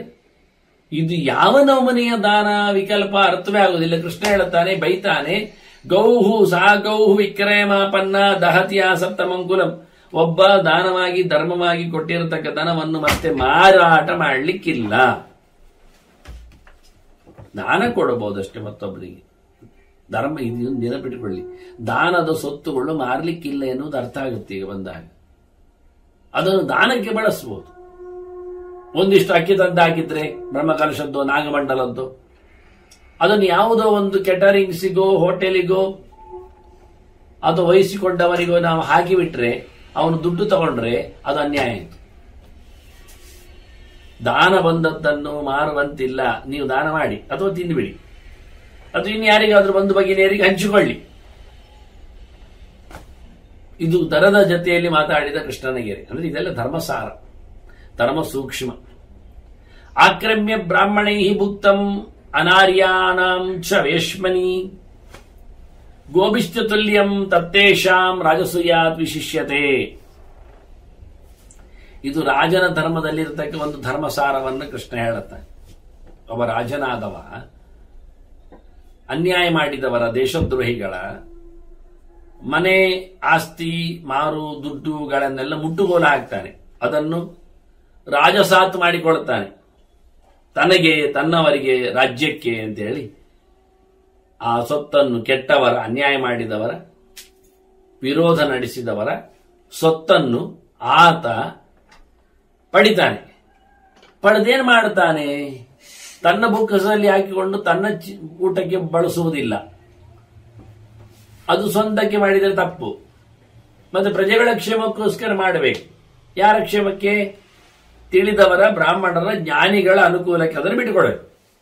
ಹಾಗೊಂದೊಮ್ಮೆ ರಾಜ ಕಳ್ಳರ, ದರೋಡೆಕೋರರ, ಅನ್ಯಾಯಗಾರರ, ಉಗ್ರಗಾಮಿಗಳ, ಕೆಟ್ಟವರ, ದೇಶ ವಿರೋಧಿಗಳ ಸಂಪತ್ತನ್ನು ಎಳಕೊಂಡ್ರೆ ಅದನ್ನು ಬ್ರಾಹ್ಮಣರಿಗೆ, ಜ್ಞಾನಿಗಳಿಗೆ ಹಂಚಿದರೆ, ದನಗಳಿಗೂ ಸಹ ಗೋಶಾಲೆಗೆ, ಗೋಚಾರಕ್ಕೆ, ಗೋಧರ್ಮಕ್ಕೆ ಎಲ್ಲ ಅದನ್ನು ಹಾಕಿಬಿಟ್ಟರೆ ಅವನಿಗೆ ರಾಜಸೂಯಾಗ ಮಾಡಿದ್ದಕ್ಕಿಂತ ಹೆಚ್ಚು ಪುಣ್ಯ ಬರ್ತದೆ. ಅವನು ಕೆಟ್ಟವರ ದುಡ್ಡನ್ನೆಲ್ಲ ಬೊಕ್ಕಸಕ್ಕೆ ಹಾಕಿಕೊಂಡ್ರೆ ನಾಳೆ ಅದು ಕೆಟ್ಟದಾಗುತ್ತೆ, ಅದು ಸಾರ್ಥಕ ಹೋಗುತ್ತೆ. ಆದ್ರಿಂದ ಅದನ್ನು ಮತ್ತೆ ಬಡಬಗ್ಗರಿಗೋ ಇನ್ಯಾರಿಗೋ ಯಾವುದೋ ಪ್ರಾಜೆಕ್ಟ್ಗಳಿಗೆ ಹಂಚಬಾರದು. ಸೀದ ತಿಳಿದವರಿಗೆ, ಆ ಲೆಕ್ಕದಲ್ಲಿ ಒಂದು ಲೆಕ್ಕದಲ್ಲಿ ಒಳ್ಳೆಯ ಎತ್ತರವಾದ ಶಾಸ್ತ್ರ ಪಾಠವುಳ್ಳ ಶಾಲೆಗಳಿಗೆ ಕೊಡಬಹುದು. ಅಲ್ಲಿ ಅಧ್ಯಾಪಕರು ಇರುವುದರಿಂದ ಅವರಿಗೆ ಹಂಚಬಹುದು. ದನಗಳಿಗೆ, ಗೋಶಾಲೆಗಳಿಗೆ, ಗೋಚಾರಗಳಿಗೆಲ್ಲ ಗೋವಿನ ವಿಷಯ ಇದ್ದಲ್ಲಿ ಖರ್ಚು ಮಾಡಬಹುದು. ಅನ್ಯಾಯ ಮಾಡಿದವರು ಸೊತ್ತನ್ನು ಯಾರು ತಿಂದು ಕಬಳಿಸಬಹುದು, ಯಾರಿಗೆ ಅರಗಿಸಿಕೊಳ್ಳಿಕ್ಕಾಗತ್ತೆ ಹೇಳಿತ್ತು. ಆ ಲೆಕ್ಕದಲ್ಲಿ ಅದನ್ನು ಯಜ್ಞಯಾಗಗಳಿಗೆ ಬಳಸುವುದಕ್ಕಿಂತ ಇದು ಬೆಸ್ಟ್ ಅಂತಾನೆ. ಬ್ರಾಹ್ಮಣ ಮುಖದಲ್ಲಿ ಅದರ ಖರ್ಚು, ದನಗಳ ವಿಷಯದಲ್ಲಿ ಅದರ ವಿನಿಯೋಗ, ನೀವು ಧರ್ಮಕರ್ಮ ಮಾಡುವುದಕ್ಕಿಂತ ಹೆಚ್ಚು ಅಂತಾನೆ ಕೃಷ್ಣ. ಆ ಕೆಟ್ಟವರ ಸಂಪತ್ತನ್ನು ಎಳ್ಕೊಂಡು ಬಂದು ಒಂದು ದೇವಸ್ಥಾನದಲ್ಲಿ ದೇವರ ಪೂಜೆ, ಉತ್ಸವ, ಹೂವಿನ ಪೂಜೆ, ಅನ್ನಸಂತರ್ಪಣೆ ಮಾಡುವುದಂದ್ರೆ ಅದು ಬೇಡ ಅಂತಾನೆ. ಯಜ್ಞ ಯಾಗ ಮಾಡುವ ಅಂದ್ರೆ ಅದೆಲ್ಲ ಬೇಡ, ಅದನ್ನು ಒಳ್ಳೆ ತಿಳಿದವರಿಗೆ ಹಂಚಿಬಿಡುವಂತ. ಮುಟ್ಟುಗೋಲು ಮಾಡಿದ ಸಂಪತ್ತಿನಲ್ಲಿ ವಿನಿಯೋಗದ ಕಥೆ ಹೇಗೆ ಹೇಳಿದ್ರೆ ಒಳ್ಳೆ ಜ್ಞಾನಿಗಳೇ ಅದನ್ನು ಹಂಚುವುದು ಹೊರತು ಯಜ್ಞ ಯಾಗ ಮಾಡುವುದು ಮಂತರ ದುಡ್ಡು ಹೇಳಿಕೊಂಡು ಏನಾದ್ರೂ ಒಂದು ಮಾಡುವುದು ಅದು ಮಾಡಬಾರದು ಅಂತ ಕೃಷ್ಣ.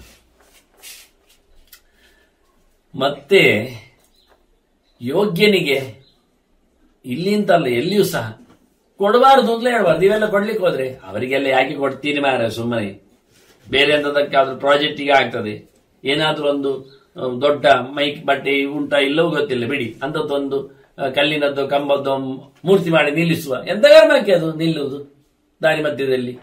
ಯಾರು ನೋಡ್ತಾರೆ? ಹೆಚ್ಚಿನವರ ತೋಟದಲ್ಲಿ ಬೆಳ್ಚಪ್ಪ ನಿಂತಾಗೆ ಆಗ್ತದೆ, ಊರಿನಲ್ಲಿ ಒಂದು ಬೆಳ್ಚಪ್ಪ ಆಗ್ತದೆ. ಕಣೆ ನೀವು ಬಟ್ಟೆ ಸುತ್ತಿ ತೆಗೀರಿ. ನಮಗೆ ನಿಮ್ಮ ಮನೆಯಲ್ಲಿ ನಿಮ್ಮ ಮನದಂಗಳದಲ್ಲಿ ನಿಂತುಕೊಳ್ಳದ ಪೂಜೆಗೊಳ್ಳದ ಮೂರ್ತಿ ಊರಿನ ಮಧ್ಯೆಯಲ್ಲಿ ಇದ್ದರೇನು ಬಿದ್ದರೇನು? ಏನದ್ರಲ್ಲಿ ಔಚಿತ್ಯ ಇದೆ? ಅವುಗಳಿಗೆ ಕಾಕವಿಷ್ಟೆಯ ಅಭಿಷೇಕವ, ಹಕ್ಕಿಗಳ ಇದ? ನಿಮ್ಮ ಏನು ಚರ್ಯ ತೋರಿಸ್ತೀರಿ ನೀವು? ಯಾವ ಎಚ್ಚರ ಮಾಡ್ತೀರಿ ಗೊತ್ತಿಲ್ಲ. ಒಬ್ಬ ವ್ಯಕ್ತಿಯ ಬಾಯಂಗಳದಲ್ಲಿ ದೇವರ ನಾಮಸ್ಮರಣೆ ಬರುವಂತೆ ಮಾಡಲಿಕ್ಕೆ ಆಗುವುದಿಲ್ಲ ಅಂದಾಗ ಊರಿನ ನಡೆ ಹೋಗಿ ಒಂದು ದೊಡ್ಡ ಬೃಹತ್ ಗಾತ್ರದ ಒಬ್ಬ ಬೆಳ್ಚಪ್ಪನನ್ನು ನಿಲ್ಲಿಸಿ ಮಾಡುವುದಾದ್ರೆ ಅವರಿಗೆ ನಾಲಿಗೆಯಲ್ಲಿ ದೇವರನ್ನು ಹೇಳಲು ಬಾರದವರು ಅವರು ಊರಿನ ನಡುವೆ ಇರತಕ್ಕಂಥ ದೊಡ್ಡ ಕೊಂಡಿಯನ್ನು ನೋಡ್ಲಿಕ್ಕೆ ಹೋಗ್ತಾರೆ ಕಣ್ಣ ತುಂಬ. ಎಂತದಕ್ಕೆ? ಅಷ್ಟಾಗಿಯೂ ನಿಲ್ಲಿಸಿದ ಆ ಸ್ಟ್ಯಾಚ್ಯೂಗೆ ಅಲ್ಲಿಯವರದ್ದೇ ದುಡ್ಡಿನ ಲೇಪನ ಮತ್ತೆ ಪುನಃ. ಅದಿನ್ನೊಂದು ಅನ್ಯಾಯ.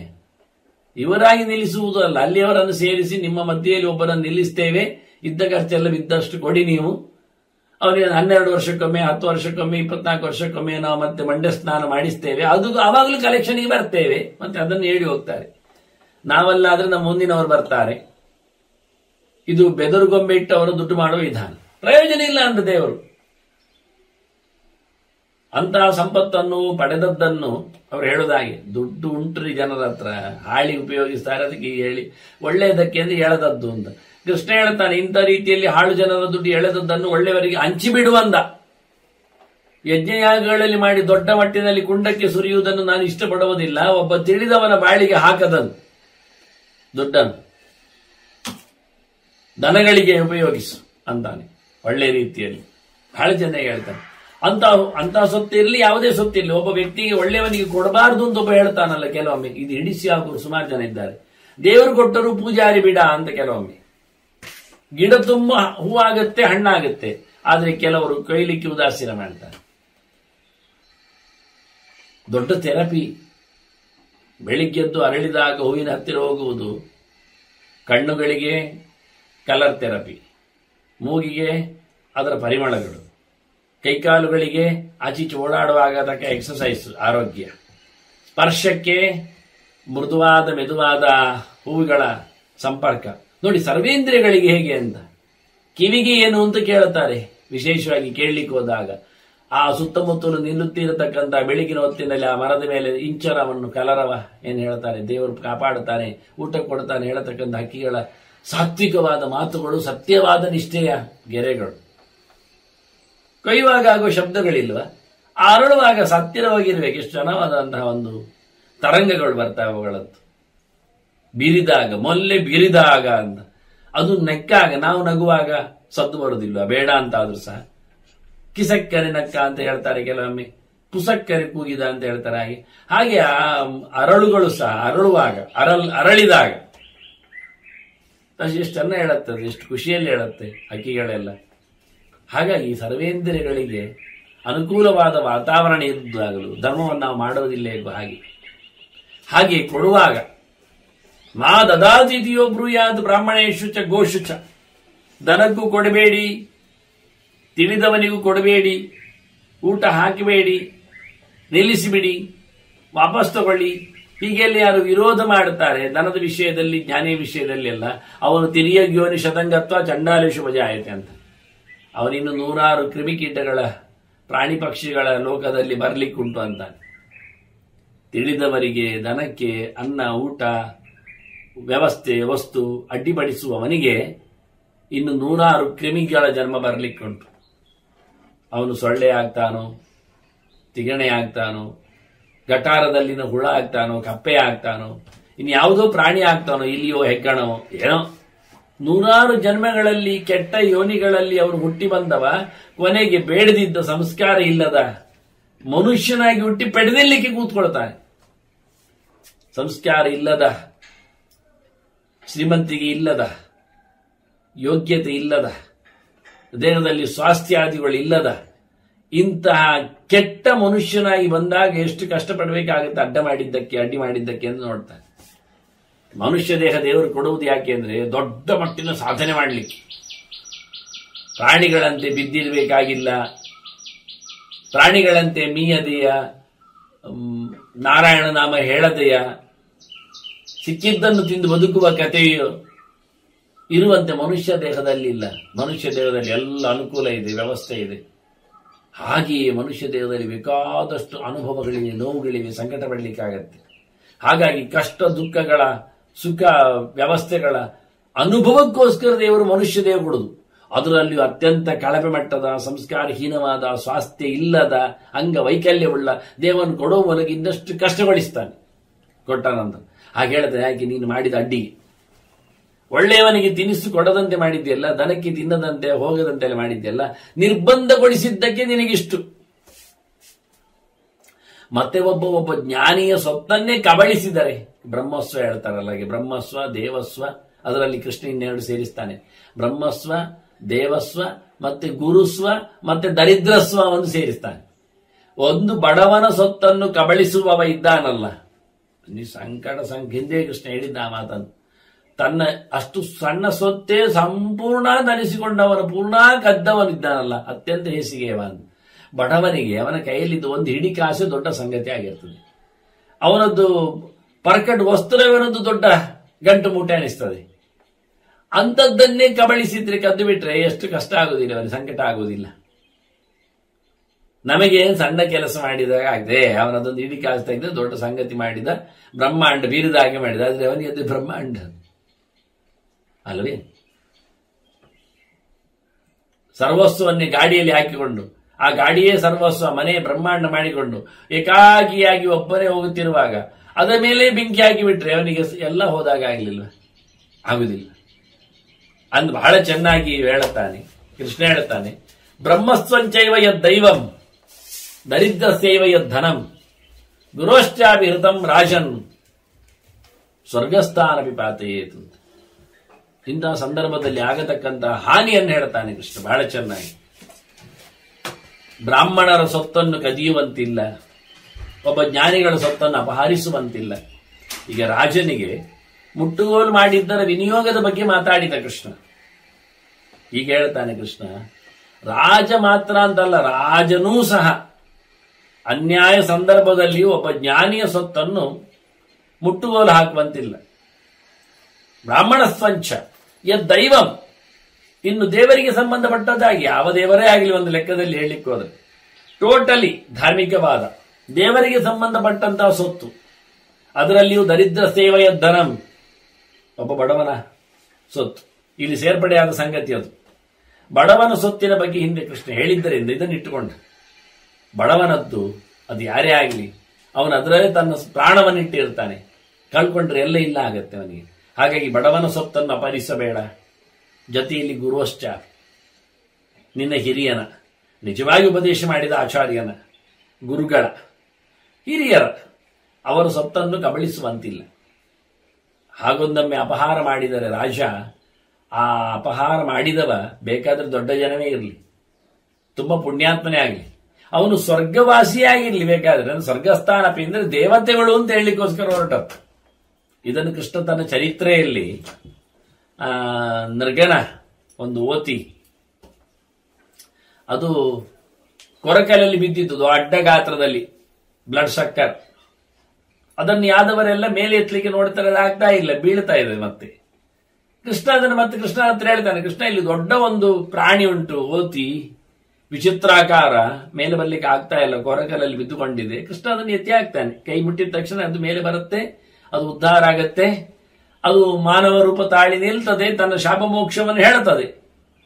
ಕೊನೆಗೆ ಕೇಳಿದಾಗ ಕೃಷ್ಣ ಹೇಳ್ತಾನೆ, ಕೇಳಿದೀಯಾ, ನೋಡಿದೀಯಾ, ಯಾರ ಸೊತ್ತನ್ನಾದ್ರೂ ಕಬಳಿಸ್ಲಿಕ್ಕೆ ಬರ್ತದೆ, ಒಬ್ಬ ಜ್ಞಾನಿಗಳ ಎತ್ತರದವರ ಸೊತ್ತನ್ನು ಹೊಟ್ಟೆ ತುಂಬ ಹಾಕೊಳ್ಳಿಕ್ಕೆ ಆಗುವುದಿಲ್ಲ. ನೋಡು ಇವರ ಪರಿಸ್ಥಿತಿ. ಇವ ಏನು ಅಂದ್ರೆ ಬೇಕಾದಷ್ಟು ಧನದಾನ ಮಾಡಿದವ, ಹಿಂದೆ ರಾಜನಾಗಿದ್ದಾಗ ಸೂರ್ಯವಂಶದವ, ಬೇಕಾದಷ್ಟು ಕೊಟ್ಟಿದ್ದಾನೆ ದಾನ. ಆದ್ರೆ ಒಂದ್ಸತಿ ಏನಾಯ್ತು, ಒಂದು ದನ ದಾನ ಕೊಟ್ಟದ್ದು ಅವನ ಕೈ ತಪ್ಪಿಸಿ, ಪಡೆದವನ ಕೈ ತಪ್ಪಿಸಿಯೋ ಕಣ ತಪ್ಪಿಸಿಯೋ ಇವನ ಮುಟ್ಟೆಗೆ ಒಂದು ಸೇರಿದೆ ಅದು. ಇದು ಇವತ್ತು ಕೆಲವೊಮ್ಮೆ ಹಾಗೆ ಸಾಕು ಪ್ರಾಣಿಗಳು ಅಂದ್ರೆ ಹಾಗೆ. ದನ ಯಾರಿಗಾದ್ರೂ ನಾವು ಕೊಟ್ಟು ಬಿಟ್ರೆ ಅವರು ಅದನ್ನು ಗಾಡಿಯಲ್ಲೇ ಬೇಕಾದ್ರೆ ಹೊತ್ಕೊಂಡು ಹೋಗಿರ್ಲಿ, ಮರುದಿನ ನೋಡಿದ್ರೆ ಅದು ಕೊಟ್ಟಿಗೆಯಲ್ಲಿ ಇರುವುದಿಲ್ಲ, ಮತ್ತೆ ವಾಪಸ್ ಬಂದಿರ್ತದೆ. ಅದರ ಮಾಲೀಕನೆಡೆಗೆ 16 ವರ್ಷಗಳಲ್ಲಿ ನೋಡಿಕೊಂಡವನ ಪ್ರೀತಿ ಮೇಲೆ ಬಂದು ಬಿಡ್ತದೆ. ಅದು ಕೆಲವೊಮ್ಮೆ ಓಡಿಕೊಂಡು ಬರ್ತದೆ, ಹುಡುಕಿಕೊಂಡು ಬರ್ತದೆ. ಎಷ್ಟೋ ವರ್ಷದ ನಂತರ ಬಂದವುಗಳು ಇದ್ದಾವೆ ಕೆಲವೊಮ್ಮೆ, ನೆನಪು ಮಾಡಿಕೊಂಡು ತಪ್ಪಿಸಿಕೊಂಡು ಹೋಗಿ. ಹಾಗೇನಾಯ್ತು ಈ ಮೃಗರಾಜನ ಕಥೆಯಲ್ಲಿ? ಹಾಗೆ ಆಯ್ತು. ಅವನು ಕೊಟ್ಟ ಒಂದು ದನ ವಾಪಸ್ ಅವನ ಮಂದೆಗೆ ಬಂತು. ಅವನಿಗೂ ಗೊತ್ತಿಲ್ಲ ಹಿಂದೆ ಬಂದಿದೆ ಅಂತ. ಅವ ಇನ್ಯಾರಿಗೋ ದನ ಕೊಡುವಲ್ಲಿ ಅದನ್ನು ಕೊಟ್ಬಿಟ್ಟಿದ್ದಾನೆ ನಾನು. ಹೀಗೆ ಒಬ್ಬನಿಗೆ ಕೊಟ್ಟ ದನ ವಾಪಸ್ ಅವನ ಕೈಗೆ ಬಂದು ಇನ್ನೊಬ್ಬರಿಗೆ ಕೊಡುವಂತಾಯ್ತು. ಕೊಟ್ಬಿಟ್ಟ, ಆಗ್ಲೂ ಗೊತ್ತಿಲ್ಲ ಅವನಿಗೆ. ಆದರೆ 1 ವರ್ಷದ ಬಳಿಕ ಕಂಪ್ಲೇಂಟ್ ಬಂತವನಲ್ಲಿ. ಏನು? ಮೊದಲಿನವ ದಾನ ಪಡೆದವ ಬಂದು ಹೇಳುತ್ತಾನೆ, ನನಗೆ ಕೊಟ್ಟ ದನ ನೀನು ಇನ್ನೊಬ್ಬರಿಗೆ ಕೊಟ್ಟಿದ್ದಿ, ನನಗೀಗ ಕಣ್ಣು ಬಂದಿದೆ, ಅವನಿಗೆ ಕೊಟ್ಟಿದ್ದಿ ಅಂತ ಇನ್ನೊಬ್ಬರನ್ನು ತೋರಿಸಿಕೊಡ್ತಾನೆ, ಅಲ್ಲಿದೆ ನನ್ನ ದನ ಅಂತ. ಅದಕ್ಕೆ ರಾಜ ಅವಾಕ್ಕಾಗಿ ಹೇಳಿದ, ನನಗೆ ತಪ್ಪಿ ಹೋಯ್ತಲ್ಲ, ಗೊತ್ತಾಗದೆ ಮಾಡಿದ್ನಲ್ಲ ನಾನೀಗ, ಈಗ ಅವನಿಗೆ ಕೊಟ್ಟಾಯ್ತಲ್ಲ, ನಾನು ನಿನಗೆ ಬೇರೆ ಕೊಡ್ತೇನೆ ಅಂತ ಶುರು ಮಾಡಿದ. ಒಂದಿಷ್ಟು 10, 20, 100. ನನಗೆ ಬೇರೆ ಎಲ್ಲ ಬೇಡ, ಅದೇ ನನಗೆ ಬೇಕು ಅಂದ. ಅದಾಗ್ತದೆ ಈಗ. ಅವನ ಹತ್ರ ದತ್ತಾಪಾರ ಆಗುದಿಲ್ಲ ಮತ್ತೆ ಅವನಿಗೆ. ಸರಿ, ಅವನಿಗಾದ್ರೂ 100 ಕೊಟ್ಟಿದ್ದನ್ನು ತಗೊಳ್ಳುವ ಕೇಳಿದ್ರೆ ಅದು ಹೇಳಲಿಕ್ಕೆ ಬರುವುದಿಲ್ಲ. ಹೀಗಾಗಿ ಇವರ ಗಲಾಟೆ ರಾಜನಿಗೆ ಪಚೀತಿಯಾಗಿ ಹೋಯಿತು. ಎಷ್ಟು ಕೊಡುತ್ತೂ ಕೇಳುವುದಿಲ್ಲ. ಇದರಿಂದ ಅವ ಸಿಕ್ಕಿಬಿದ್ದ. ಅದರ ಪಾಪದ ನಿಮಿತ್ತವಾಗಿ ಅವ ಒಮ್ಮೆ ಕೊಟ್ಟ ದನವನ್ನು ಮಗದೊಬ್ಬನೆಯವರಲ್ಲಿ ಕೊಡ್ಲಿಕ್ಕೆ ಹೋಗಿ ಅವರಲ್ಲಿ ಅದು ವಿವಾದದಿಂದಾಗಿ ಒಂದು ಕೊರಗಲಲ್ಲಿ ದೊಡ್ಡ ಗಾತ್ರದ ಓತಿಯಾಗಿ ಬ್ಲಡ್ ಸಕ್ಕರ್ ಆಗಿ ಬಿದ್ದಿದ್ದ. ನೋಡಪ್ಪ, ಕೃಷ್ಣ ಹೇಳ್ತಾನೆ ಯಾದವರ ಹತ್ರ, ಯಾವ ಕಾಲದಲ್ಲಿಯೂ ಬ್ರಹ್ಮಸ್ಸು ಅಪಹಾರ ಮಾಡಬೇಡಿ. ನೋಡಿ ಇದು ಅವಸ್ಥೆ ನೋಡಿ. ಗೊತ್ತಿಲ್ಲದೆ ಮಾಡಿದ, ಅದು ತಾನೇನಾದ್ರೂ ಅನುಭವಿಸಿಕೊಂಡಿಲ್ಲ, ಆದರೂ ಸಿಕ್ಕಿಬಿದ್ದನು. ಆದ್ರಿಂದ ದೇವರ ಹುಂಡಿಯ ದುಡ್ಡು ತೆಗಿಬೇಡಿ. ದೇವರಿಗಾಗಿ ಬಂದ ಸೇವೆಯ ದುಡ್ಡನ್ನು ನಿಮಗೋಸ್ಕರ ಉಪಯೋಗಿಸಿಕೊಳ್ಳುವ ಕೆಲಸ ಮಾಡಬೇಡಿ ಅಂತಾನೆ ಕೃಷ್ಣ. ಮೋಸ ಮಾಡುವ ಮೂಲಕ ದೇವರ ಸೇವೆಯಲ್ಲಿ ಹಾಗೆ ಮಾಡ್ತೀವಿ ಹೀಗೆ ಮಾಡ್ತೇವೆ ಅಂತ ಕೊಳ್ಳೆ ಹೊಡೆಯುವ, ರಶೀದಿ 2 ಮಾಡುವ ಕೆಲಸ, ಇವೆಲ್ಲ ಬೇಡದ ಕೆಲಸ ಅಂತಾನೆ. ದೇವರು ಕೇಳಿಕೊಂಡ ನಿಮ್ಮ ಹತ್ರ, ಅದು ಮುಚ್ಚಳ ಹಾಕಿ ಇಲ್ಲಿ ನೀವು ಬಿಚ್ಚೋಳ್ಳೆ ಮಾಡಿ ಎಲ್ಲ ಕೇಳ್ತಾನವ? ಏನಿಲ್ಲ. ಪತ್ರಂ ಪುಷ್ಪಂ ಬಲಂ ತೋಯಂ ಯೋಮೇ ಭಕ್ತಿಯ ಪ್ರಯಚ್ಛತಿ ಅಂದ. ನೀವು ಏನು ಬೇಕಾದ್ರೂ ಕೊಡಿ. ಪ್ರಕೃತಿಯಿಂದ ನೇರವಾಗಿ ಇಳಿದು ಬಂದ, ಹರಿದು ನಿಂತ ಒಂದು ಎಲೆಯೋ ಪುಷ್ಪವೋ ನೀರು ಏನು ಕೊಟ್ಟರು ನನಗೆ ಖುಷಿಯೇ ಹೊರತು, ನೀವು ಅದನ್ನು ಆ ಕಾರ್ಖಾನೆಯಲ್ಲಿ ತಯಾರು ಮಾಡಿ ಅಲ್ಲಿಂದ ಇಲ್ಲಿಂದ ಆ ದೇಶದ ಈ ದೇಶದಿಂದ ತಯಾರಿಸಿ ಅದು ತಂದಿದ್ದೀನಿ, ದೇವರಿಗೆ ಬೇಕಾದ್ರು ಟೊಪ್ಪಿ ಆಗಲಿ ಬೂಡ್ಸ ಆಗಲಿ ದೇವರಿಗೆ ಯಾಕೆ ಬೇಕು ಕೇಳ್ತಾರೆ. ನಮ್ಮ ವಿಶೇಷವಾದ ಸವಲತ್ತುಗಳು ದೇವರಲ್ಲಿ ಏನು ಬೇಕಾಗಿಲ್ಲ. ಅದನ್ನ ದೇವರ ಹೆಸರಿನಲ್ಲಿ ಕಬಳಿಸಬೇಡಿ. ಒಬ್ಬ ಜ್ಞಾನಿಗಳ ಸೊತ್ತನ್ನು ಒಳಗಾಕಬೇಡಿ. ಒಬ್ಬ ದರಿದ್ರನ ಸೊತ್ತನ್ನು ಅದನ್ನು ನೀವು ಎಗರಿಸಬೇಡಿ. ಹಾಗೆಯೇ ಗುರುಗಳ ಸಂಪತ್ತನ್ನು ಸಹ ಅಪಹರಿಸುವ ಕೆಲಸದಲ್ಲಿ ಬರಬೇಡಿ. ಮಾಡಿದರೆ ದೇವತೆಗಳೂ ಸಹ ಇಂಥ ಹೊತ್ತಿನಲ್ಲಿ ಇಂಥ ಕೆಲಸದಲ್ಲಿ ಬೀಳಲಿಕ್ಕಿದ್ದಾರೆ. ಇನ್ನೇನು ಹೇಳುವ? ಎಂಥ ಪುಣ್ಯಾತ್ಮನಿಗೂ ಅತಿ ಪಾಪ ತಟ್ಲಿಕ್ಕಿದೆ, ಮಾಡಬೇಡಿ ಅಂದ ಕೃಷ್ಣ. ಇದೊಂದು ರೀತಿಯ ಟಿಪ್ಸ್ ಅವನಿಗೆ, ಧರ್ಮಸಾರದ ಒಂದು ವ್ಯವಸ್ಥೆ, ಹೇಗಿರಬೇಕು ಬದುಕು, ಎಂಥದ್ದು ತಿನ್ನಬೇಕು ಅಂತ. ಹೌದು, ಇದು ಧರ್ಮವನ್ನು ನೋಡುವುದಾದ್ರೂ ಎಲ್ಲಿ ತಿಳ್ಕೊಳ್ಳಿಕ್ಕೆ ಬರುತ್ತೆ? ಅದಕ್ಕೊಂದಿಷ್ಟು ಪಟ್ಟಿ ಕೊಡ್ತಾನೆ ಕೃಷ್ಣ. ನಿಮಗೆ ಧರ್ಮ ಎಲ್ಲಿ ಸಿಗ್ತದೆ? ಧರ್ಮಂ ಜಿಜ್ಞಾಸಮಾನಾನಂ ಪ್ರಮಾಣಂ ಪರಮಂ ಶ್ರುತಿ. ಧರ್ಮ ತಿಳ್ಕೊಳ್ಳಿಕ್ಕೆ ಹೊರಟವರಿಗೆ ಮೊದಲು ತೆರೆಯಬೇಕಾದ್ದು ಏನು ಕೇಳಿದ್ರೆ ಪ್ರಮಾಣ, ಅದು ವೇದ. ವೇದದಲ್ಲಿ ಹೇಳಿದೆಯಾ ಅದು ಮಾಡು. ವೇದದಲ್ಲಿ ಸೋಮರಸವನ್ನು ಹಿಂಡಬೇಕು, ಯಾಗವನ್ನು ನಡೆಸಬೇಕು, ಅದನ್ನು ಕುಡಿಯಬೇಕು, ಮತ್ತೆ ನಸುರಾಂಪಿಬೇತ್, ಹೆಣ್ಣವನ್ನು ಕುಡಿಯಬಾರದು ಹೇಳ್ತದೆ. ಇವತ್ತು ನಮ್ಮ ದೇಶ ಅದರಲ್ಲೇ ದುಡ್ಡನ್ನು ಮಾಡ್ತಾ ಇರುವುದು. ಜನರಿಗೆ ಯಾವುದನ್ನು ಕುಡಿಯಬಾರದು ಅಂತ ಹೇಳಬೇಕಿತ್ತು. ಈಗ ನಿಮಗೆ ಪ್ಯಾರಲ್ ಆಗಿ ಹೇಳುತ್ತೇನೆ ಒಂದು ವಿಷಯ. ಈಗ ಡ್ರಗ್ಸ್ ಅದನ್ನು ಮಾರುವಂತಿಲ್ಲ, ಯಾವುದೋ ಒಂದು ಮಾದಕವಾದಂತಹ ಸಂಗತಿ, ಅದನ್ನು ಮಾರುವಂತಿಲ್ಲ, ಮತ್ತೆ ಉಪಯೋಗಿಸುವಂತಿಲ್ಲ, ಪ್ರೊಡಕ್ಷನ್ ಮಾಡುವಂತೂ ಇಲ್ಲ ಅಂತದಿದ್ರೆ ಅದು ಅಪರಾಧ, ದೈಶಿಕವಾದ ಅಪರಾಧ, ಕಾನೂನಿನ ವಿರೋಧ ಅಂತ ಹೇಳಿ ಅವನಿಗೆ ಒಂದಿಷ್ಟು ಶಿಕ್ಷೆಯೋ ಮತ್ತೊಂದೋ ಇನ್ನೊಂದು ಮಾಡುತ್ತಾರೆ. ಈ ಡ್ರಗ್ಸ್ ಮತ್ತೆ ಈ ಕುಡಿತಕ್ಕೆ ಎಷ್ಟು ದೂರ ಉಂಟು ನೋಡಿ. ಮದ್ಯಕ್ಕೂ ಡ್ರಗ್ಸಿಗೂ ಏನ್ ಅಂತರ ಇದೆ, ಏನ್ ವ್ಯತ್ಯಾಸ ಇದೆ ಅರ್ಥ ಆಗುವುದಿಲ್ಲ. ಸಾಮಾನ್ಯನಿಗಂತೂ ಅರ್ಥ ಆಗುವುದಿಲ್ಲ. ನೀನು ಪ್ರಯೋಗಶಾಲೆಗೆ ಹೋಗಿ ಕಂಟೆಂಟ್ಸ್ಗಳ ಬಗ್ಗೆ ಚಿತ್ರ ಮಾಡಿದ್ರು ಏನು ವಿಶೇಷ ಹೆಚ್ಚು ಕಡಿಮೆ ಕಾಣುವುದಿಲ್ಲ. ಮದ್ಯವನ್ನು ಸಾರಾಸಗಟಾಗಿ ಲೈಸೆನ್ಸ್ ಕೊಟ್ಟು ಮಾರಾಟ ಮಾಡಿಸ್ತಾರೆ. ಹೆಚ್ಚು ದುಡ್ಡಲ್ಲಿ ಮಾರಾಟ ಮಾಡಿ ಬೊಕ್ಕಸವನ್ನು ಗಟ್ಟಿ ಮಾಡಲಿಕ್ಕೆ ನೋಡ್ತಾರೆ, ತೂತು ಮುಚ್ಚಲಿಕ್ಕೆ. ಹೆಚ್ಚು ಕುಡಿಯಿರಿ, ಹೆಚ್ಚು ಸಂಪಾದನೆ ಮಾಡಿರಿ, ಹೆಚ್ಚು ಜನರಿಗೆ ಅದನ್ನು ತಲುಪಿಸಿರಿ, ಹೆಚ್ಚು ಜಾಹೀರಾತುಗೊಳಿಸಿರಿ ಅಂತಾರೆ. ಇತ್ತ ಕಡೆಯಲ್ಲಿ ಡ್ರಗ್ಸ್ ಅನ್ನು ಹಿಡಿಲಿಕ್ಕೆ ನೋಡ್ತಾರೆ. ಕೆಲವು ದೇಶದಲ್ಲಿ ಡ್ರಗ್ಸ್ ಮುಕ್ತ ವ್ಯಾಪಾರದಲ್ಲಿ ಕೂತಿದೆ. ಮದ್ಯದಾಗಿ ಏನು ಅಪರಾಧ ಆಯಿತು? ಅದನ್ನ ಕೃಷ್ಣ ಹೇಳ್ತಾನೆ, ಧರ್ಮಕ್ಕೆ ಯಾವುದು ಪ್ರಮಾಣ ಕೇಳಿದ್ರೆ ವೇದ. ವೇದದಲ್ಲಿ ಕುಡಿಯಲು ಹೇಳಿದ್ದಾರೋ ಇಲ್ಲ. ನಸುರಾಂ ಪಿಬೇತ್ ಅಂತ ವೇದ ನಿಷೇಧ ಮಾಡಿದೆ. ಕೆಲವು ಪದಾರ್ಥಗಳನ್ನು ಸಹ ತಿನ್ನುವುದನ್ನು ನಿಷೇಧ ಮಾಡಿದೆ. ಅದನ್ನು ಅಭೋಜ್ಯ ಅಂತ ಹೇಳ್ತಾರೆ. ತಿನ್ನಬಾರದವುಗಳು, ಪಡೆಯಬಾರದವುಗಳು, ಇನ್ನು ಹೋಗಬಾರದ ತಾಣಗಳ ಬಗ್ಗೆಯೂ ಕೃಷ್ಣ ಹೇಳ್ತಾನೆ ಕೊನೆಗೆ. ಹಾಗಾಗಿ ಇಲ್ಲಿ ಮುಖ್ಯವಾಗಿ ಹೇಳುತ್ತಾನೆ, ಧರ್ಮವನ್ನು ಅರಿಯಬೇಕಾಗಿದ್ದರೆ ವೇದದೆಡೆಗೆ ಸಾಗಬೇಕು ಅಂತಾನೆ. ವೇದ ಅರ್ಥ ಆಗುವುದಿಲ್ಲ ಅಂತ ಒಂದು ವಿಷಯ, ಇನ್ನು ವೇದದಲ್ಲಿ ಪೂರ್ಣವಾದದ್ದು ಸಿಗುವುದಿಲ್ಲ ಅಂತ ಮಗದೊಂದು ವಿಷಯ. ಇಂತಹ ಸಂದರ್ಭದಲ್ಲಿ ಏನ್ ಮಾಡಬೇಕು? ಯಾಕೆಂದ್ರೆ ಕುಡಿಯಬಾರದು ಅಂತ ಹೇಳಿದ್ದು ಎಂತ ಬಗೆಯದ್ದು ಕುಡಿಬಾರದು? ಮತ್ತೆ ಅವನದ್ದು ಗಮ್ಮತ್ತು ಕೇಳಿ. ಹೀಗೆ ವೈದ್ಯರು ಹೇಳುತ್ತಾರೆ ಅಂತ ಹೇಳಿದ ತಕ್ಷಣ ಅದನ್ನು ತಪ್ಪಿಸಿ ನೋಡ್ತಾರವರು. ವೈದ್ಯರು ಹೇಳಿದ್ದಾರೆ ಸಕ್ಕರೆ ಕಡಿಮೆ ಮಾಡಬೇಕಂತೆ ಅಂತ. ಅದಕ್ಕೆ ಈಗೇನ್ ಮಾಡ್ತಾವನು? ಸಕ್ಕರೆ ಕಮ್ಮಿ ಮಾಡಿದ್ದಾನೆ, ಮತ್ತೆ ಸ್ವೀಟ್ ಜಾಸ್ತಿ ತಿಂತಾ ಇದ್ದಾನೆ. ಇದು ಒಳ್ಳೆ, ನಾನು ಸಕ್ಕರೆ ತಿಂತ ಇಲ್ಲ ರೀ ಅಂತಾನೆ. ಮತ್ತೆ ಹಿಂದೆ ನೇರ ನೇರ ತಿಂತಾ ಇದ್ದೆ, ಈಗ ಕಮ್ಮಿ ಮಾಡಿದ್ದೆ, ಅದು ಸಮ ಅಲ್ಲ. ತಪ್ಪಿಸಲು ನೋಡ್ತಾನೆ ಪ್ರತಿಯೊಂದು ಕಡೆಯಲ್ಲಿ. ಅಂದ ವೇದಗಳು ನಮಗೆ ಪೂರ ಸಿಗುವುದಿಲ್ಲ. ಎಷ್ಟು ಬಗೆಯ ಮದ್ಯಗಳಿವೆ, ಮದ್ಯದ ಪಾನದ ಕಥೆ ಏನು ಎನ್ನುವುದನ್ನೆಲ್ಲ ಹೇಳುವುದಿಲ್ಲ. ಅದ್ರ ವಿವರಣೆ ಬರುವಂತದ್ದು ಪುರಾಣಗಳಲ್ಲಿ ಅಲ್ಲ.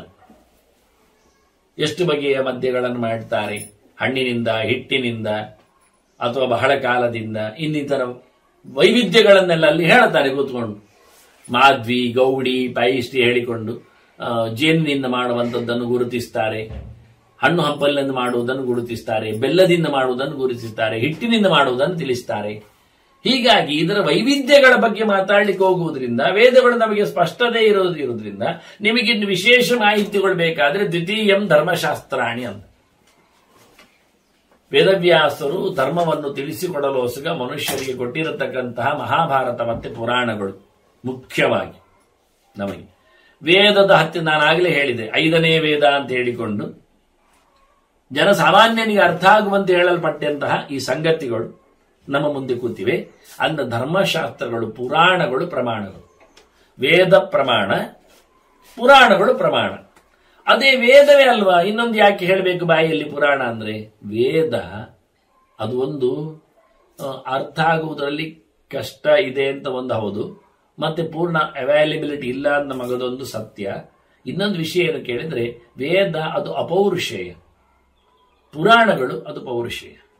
ಪುರಾಣಗಳಿಗೆ ನಿರ್ಮಾಣ ಇದೆ, ಸಾವಿಲ್ಲ. ವೇದಗಳಿಗೆ ನಿರ್ಮಾಣ ಇಲ್ಲ, ಸಾವಿಲ್ಲ. ವೇದ ನಿತ್ಯ, ಅದಕ್ಕೆ ಯಾವತ್ತು ಶುರು ಯಾವತ್ತು ಕಡೆ ಅಂತಿಲ್ಲ. ಭಗವಂತನ ತಲೆಯಲ್ಲಿತ್ತು, ಚತುರ್ಮುಖನಿ ಕೊಡ್ತಾ ಇದ್ದಾನೆ, ಹೋಗ್ತಾನೆ ಉಂಟು.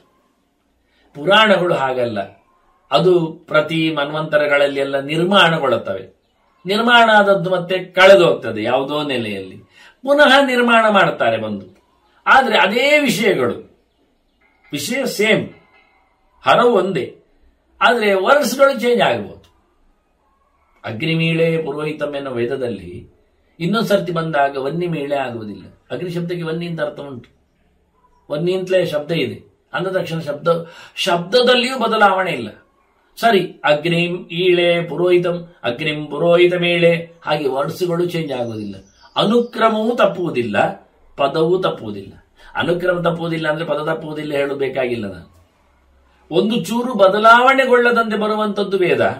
ಯಾವ ಕಾಲದಲ್ಲಿ ಬದಲಾವಣೆ ಆಗಲಿಲ್ಲ, ಇದ್ದದ್ದು ಹಾಗೆಯೇ. ಅವೈಲಬಿಲಿಟಿ ಮತ್ತೆ ಹೆಚ್ಚು ಕಡಿಮೆ ಅಷ್ಟೇ ಬಿಡಿ. ಅನಂತಾವೈ ವೇದ. ಆದ್ರಿಂದ ಪುರಾಣಗಳು ಹಾಗಲ್ಲ. ಪುರಾಣಗಳು ಅದು ಬೇರೆ ಬೇರೆ ಆಗುವ ಸಾಧ್ಯತೆಗಳು ಉಂಟು, ವ್ಯತ್ಯಾಸಗೊಳ್ಳುತ್ತವೆ. ಶೇಪ್ ಬೇರೆ ಆಗುತ್ತೆ, ಸ್ವರೂಪಗಳು ಬೇರೆ. ಸಬ್ಜೆಕ್ಟ್ ಒಂದೇ, ಅದು ಸ್ವರೂಪಗಳು ಬೇರೆ ಆಗ್ತವೆ. ಬೇರೆ ಬೇರೆ ರೀತಿಯಿಂದ ಅದನ್ನು ನಿರ್ಮಾಣ ಮಾಡ್ತಾರೆ. ಹಾಗಾಗಿ ಪುರಾಣಗಳನ್ನು ನಾವು ನಿತ್ಯ ಅಂತ ಹೇಳಿದ್ರು, ಬೇಕಾದ್ರೆ ಅನಿತ್ಯ ಅಂತ ಹೇಳ್ತೇವೆ. ಒಂದೇ ಬಗೆ ಇಲ್ಲದೆ ಇರುವುದರಿಂದ, ಕಾಲ ಕಾಲದಲ್ಲಿ ಬದಲಾವಣೆ ಆಗುವುದರಿಂದ ಸಬ್ಜೆಕ್ಟ್ ಸೇಮ್, ಆದರೆ ಸ್ವರೂಪ ವ್ಯತ್ಯಾಸ ಉಂಟು. ಆದ್ರಿಂದ 2 ಶಬ್ದ ಇಲ್ಲಿ ಮಾಡಿದ್ದು ಕೃಷ್ಣ ಹೇಳುವಾಗ ಧರ್ಮಂ ಜಿಜ್ಞಾಸಮಾನಾನಾಂ ಪ್ರಮಾಣಂ ಪರಮಂ ಶ್ರುತಿ. ಪರಮ ಪ್ರಮಾಣ ಯಾವುದು? ವೇದ. ದ್ವಿತೀಯಂ ಧರ್ಮಶಾಸ್ತ್ರ. ಎರಡನೇದಂದಾಗ ಪುರಾಣ. ಅಂದ್ ವೇದಗಳು ಒಂದೇ ಅದರಲ್ಲಿ ವಿಭಾಗ ಏನೇ ಇರಲಿ, ವೇದವೇ ಅದು. ಆದ್ರೆ ಪುರಾಣಗಳು ಹಳವಿವೆ. ಭಾರತ, ಪುರಾಣ, ಬ್ರಹ್ಮತರ್ಕ, ಪಂಚರಾತ್ರ, ಇವೆಲ್ಲ ಅನೇಕ, ಮೂಲ ರಾಮಾಯಣ, ಇವೆಲ್ಲ ಅನೇಕ ರೀತಿ ಇರೋದ್ರಿಂದ ಬಹುವಚನದಲ್ಲಿ ಧರ್ಮಶಾಸ್ತ್ರಾಣಿ ಅಂತ. ಮತ್ತೊಂದು ಹೇಳ್ತಾನೆ, ಮೂರನೇದ್ದು, ನನಗೆ ನೋಡ್ಮಾರಯ್ಯ ವೇದ ಬರುವುದಿಲ್ಲ, ಸಾರಿ, ಸಂಸ್ಕಾರ ಇಲ್ಲ, ಆದೀತು.